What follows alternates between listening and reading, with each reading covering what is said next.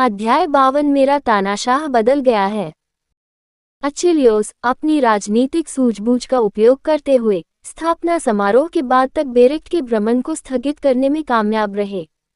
अपने पत्र में उन्होंने डींगे मारते हुए कहा, ऐसा इसलिए है क्योंकि मैं बेहद कुशल हूँ। मेरे जैसे सक्षम अधीनस्थ के बिना आपको बहुत बड़ा नुकसान होगा। मैं अपनी जीभ चटकाने से खुद को नहीं रोक सका और मैंने अपने हाथ में मौजूद कागज को कुरेदकर लुसियाना की ओर बढ़ा दिया। संतनी, तुमने कागज को तोड़ मरोड़ कर रख दिया है। लुसियाना ने भौहें चढ़ा दी, हालांकि उसने कर्तव्यनिष्ठा से मेरी ओर से मुड़े हुए कागज को स्वीकार कर लिया। क्या आपको कोई प्रतिक्रिया लिखने की जरूरत नहीं है? नहीं, ये ठीक है, मैंने उदासीनता से जवाब दिया।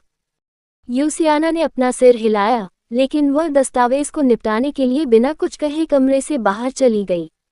उसकी अनुपस्थिति का लाभ उठाते हुए मैंने सोफिया की ओर रुख किया।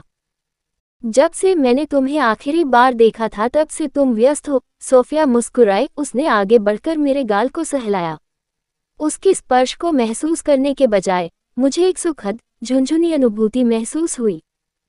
ऐसा लगता है जैसे तुमने मेरी अनुपस्थिति में आनंदपूर्वक समय बिताया है। मैं हमेशा व्यस्त रहता हूँ, मैंने चिल्लाया।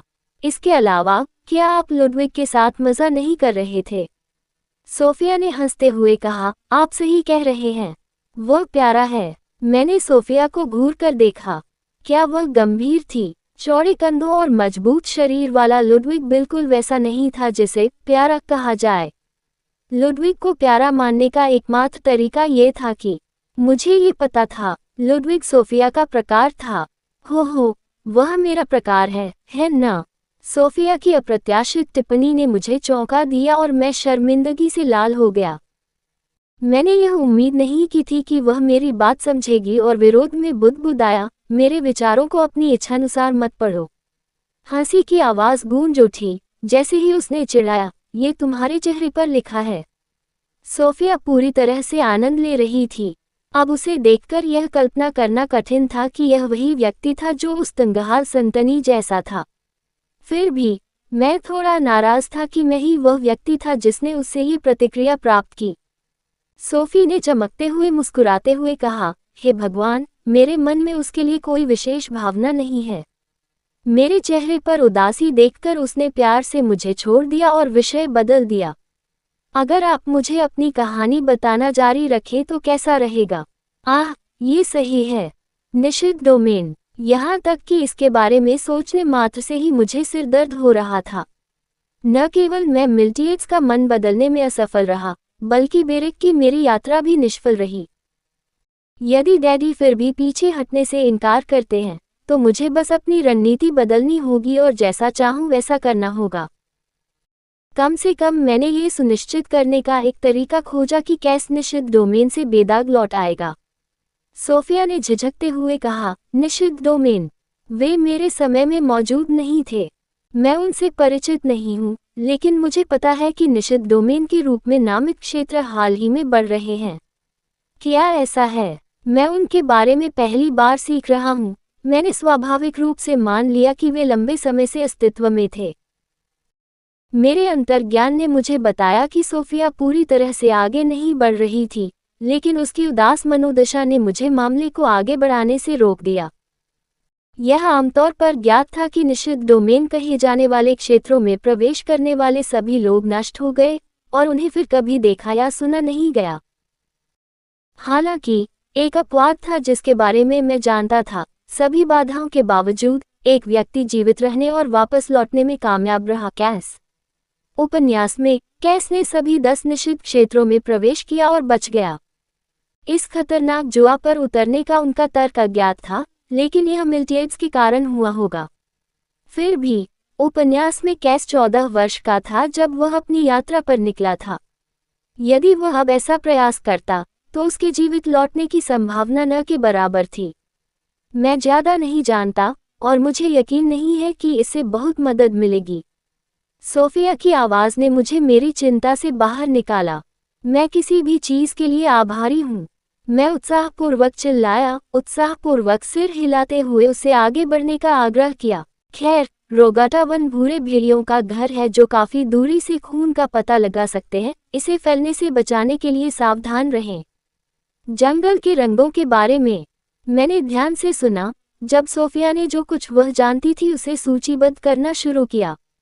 ये संकेत देने के बावजूद कि उसके पास सीमित अंतर्दृष्टि थी, उसके पास साझा करने के लिए पर्याप्त संख्या में संकेत थे। उद्धरण चिन्ह ... और अंत में ये है दैवीय शक्ति से युक्त ताबीज ले जाना अच्छा है, जानवर इसके विरुद्ध कमजोर है। मैं समझ गया। मैंने सिर हिलाया, लेकिन मुझे नहीं पता कि ताबीज कैसे बनाते हैं। मैं तुम्हें सिखाऊंगा। वाह, तुम ही एकमात्र हो जिस पर मैं भरोसा कर सकता हूँ। मैं गश खा गया।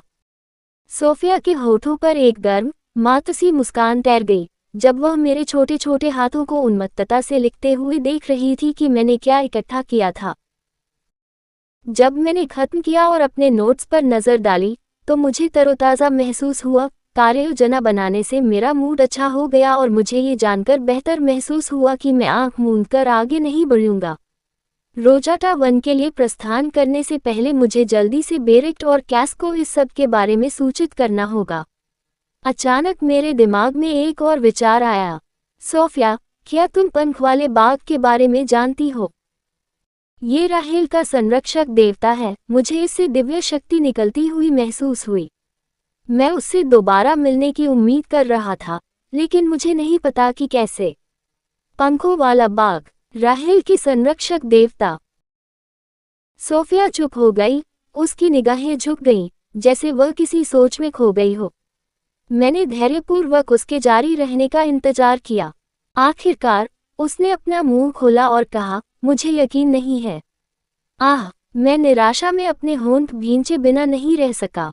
चिंता मत करो, अगर इसे आपकी जरूरत है तो यह आपको ढूंढ लेगा। सोफिया मुस्कुराई और धीरे से मेरे गाल को छुआ। मैंने जो सुना है, यह एक चतुर अभिभावक है, इसलिए यह निश्चित रूप से संत में रुचि लेगा। तुम सच में ऐसा लगता है।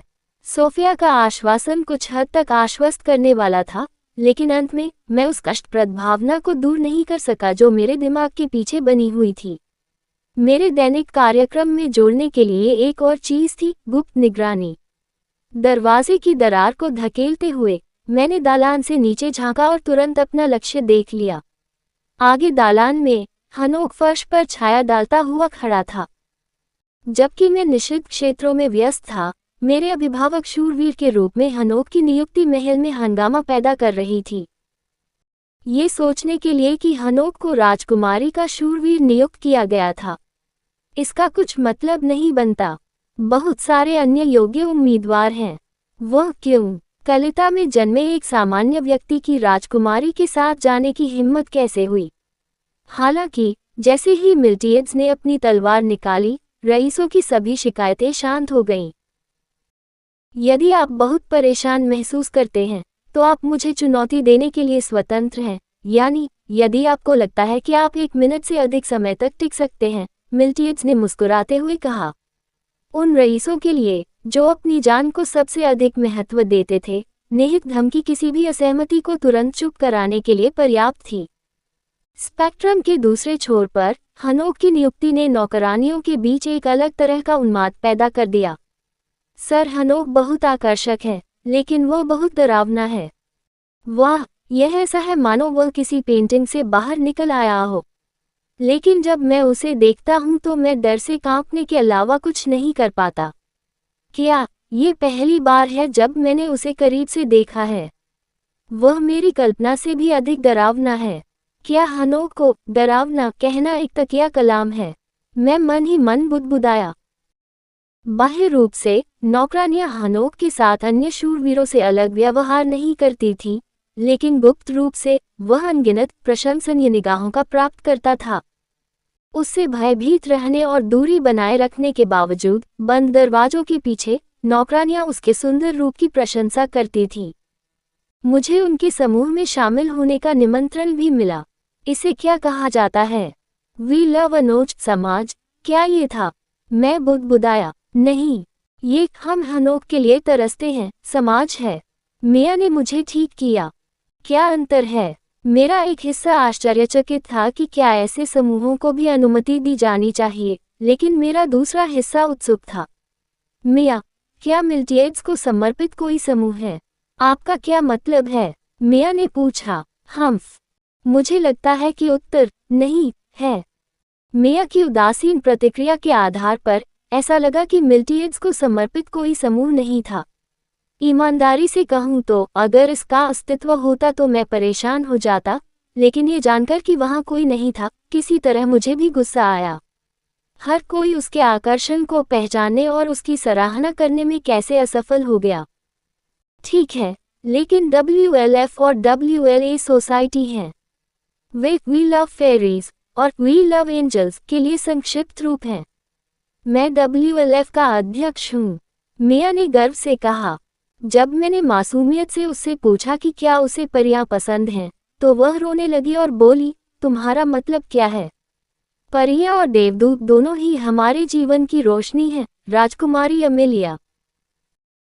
मैंने उसकी निरर्थक प्रतिक्रिया को समझने की कोशिश में अपना सिर झुका लिया, लेकिन इससे उसने केवल अपनी छाती पकड़ ली और मेरी ओर प्यार से देखने लगी।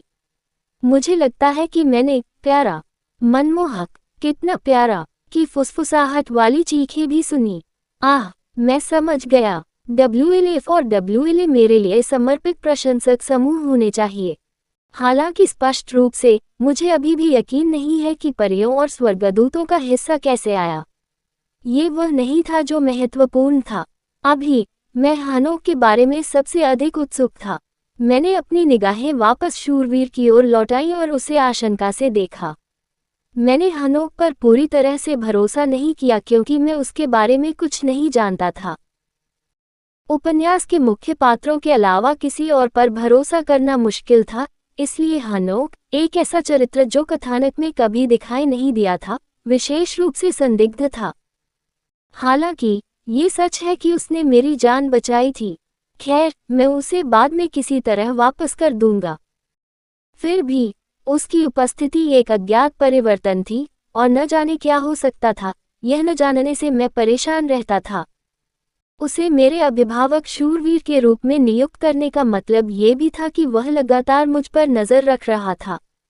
ये निगरानी में रखे जाने के समान था।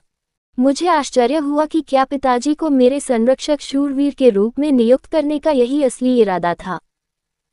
मेरी नज़र को महसूस करने के बावजूद हनोक उत्तरदायी बना रहा और खिड़की से बाहर घूरता रहा। दरअसल पिछले कुछ दिनों से मैंने वही चल रही दिनचर्या देखी है। हनोक अपना अधिकांश दिन एकांत में बिताता था। कोई भी कभी भी उसके पास नहीं आता था, और जिन लोगों से उसने कभी बात की थी वे केवल कैलियन, अचिलियोस, लुसियाना और मार्गरेट थे। बाद वाले दोनों के साथ बातचीत हमेशा काम से संबंधित होती थी। यदि आपने उन्हें सूची से हटा दिया, तो हनोक अनिवार्य रूप से दिन के दौरान किसी से बात नहीं करता था। यह मुझे आश्चर्यचकित करने के लिए पर्याप्त था कि क्या वह वास्तव में बहिष्कृत था। मेरे दिल में उसके लिए सहानुभूति की एक टीस महसूस हुई। इसके अलावा मैंने पाया कि अपने दिन का 1% हिस्सा उन्होंने अभ्यास में बिताया था। इसके अलावा उनका शेष 99% समय बेकार में खाली समय बिताने में बीतता था, जबकि वह 24/7 मेरी तरफ से गार्ड ड्यूटी पर काम करते थे। यह एक दयनीय जीवन की तरह लग रहा था। मैं उसके लिए लगभग आंसू बहा रहा था। क्या संरक्षक शूरवीरों के पास बुनियादी अधिकार नहीं हैं? मैंने अन्यमनस्कता से आश्चर्य किया। बुनियादी अधिकार क्या हैं? मिया ने पूछा। ये जानते हुए कि मुझे दूसरों की छाया में रहना कितना पसंद नहीं है, उसने आगे कहा, शाही परिवार के प्रत्येक सदस्य के साथ कुछ शूरवीर होते हैं। बेशक सम्राट और साम्राज्य के पास अपने स्वयं के अंगरक्षक होंगे, लेकिन ये पूरे शाही परिवार के लिए विस्तारित विकल्प नहीं है। मुझे दोनों विकल्पों से नफरत है। वे दोनों कष्टप्रद हैं, मैंने नाराज होकर कहा। इन लोगों से छुटकारा पाने में शक्तिहीन होना सबसे बुरा था।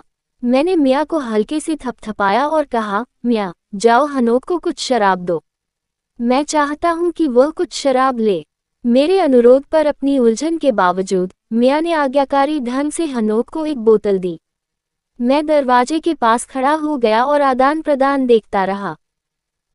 हालांकि हनोक ने बोतल स्वीकार कर ली, लेकिन थोड़ी झिझक के बाद उसने उसे एक तरफ रख दिया।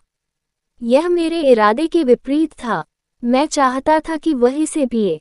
मिया, जो अधिक समझदार नहीं थी, खुशी से मेरे पास वापस आ गई।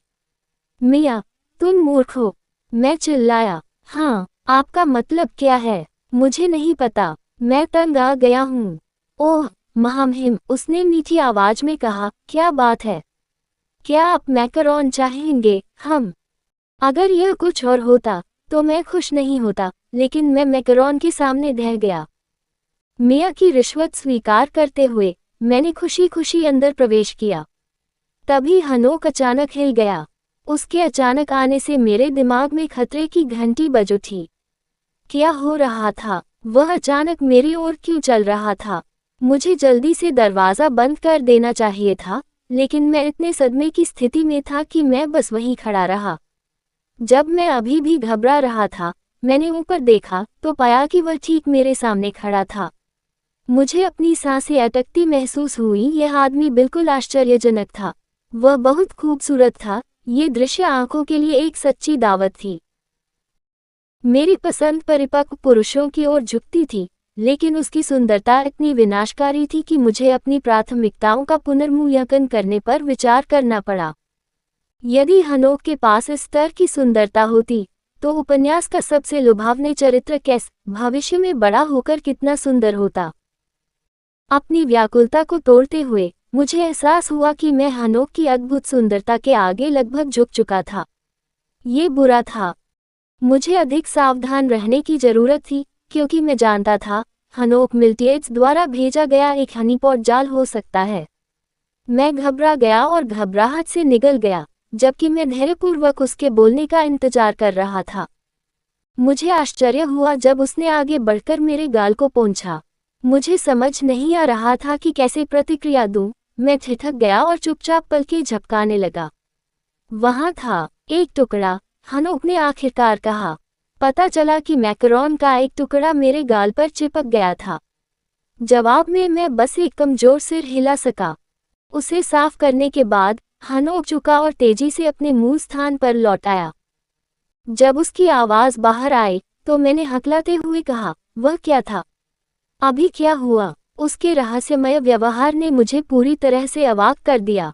मिया ने मुस्कुराहट के साथ मेरी ओर देखा और तथ्यात्मक रूप से जवाब दिया, ऐसा प्रतीत होता है कि सर हनोक आपसे बहुत प्यार करते हैं। कहानी खत्म। अलविदा।